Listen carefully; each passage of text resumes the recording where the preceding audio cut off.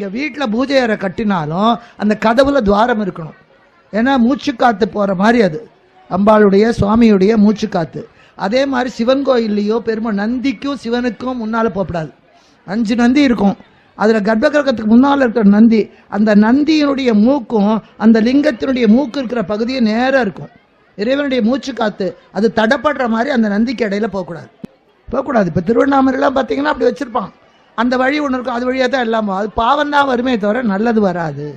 எப்பவுமே சுவாமியுடைய அம்பாளுடைய வாகனத்துக்கும் அம்பாளுக்கும் இடையில குறுக்க போகக்கூடாது.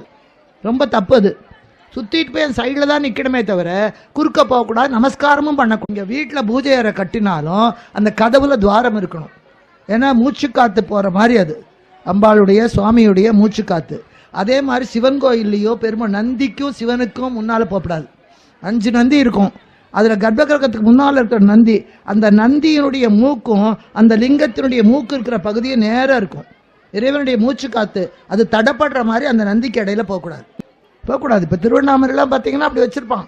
அந்த வழி ஒன்று இருக்கும், அது வழியாக தான் எல்லாமோ. அது பாவம் தான் வருமே தவிர நல்லது வராது.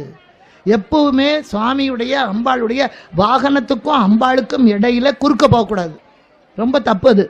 சுற்றிட்டு போய் அந்த சைடில் தான் நிற்கணுமே தவிர குறுக்க போகக்கூடாது. நமஸ்காரமும் பண்ண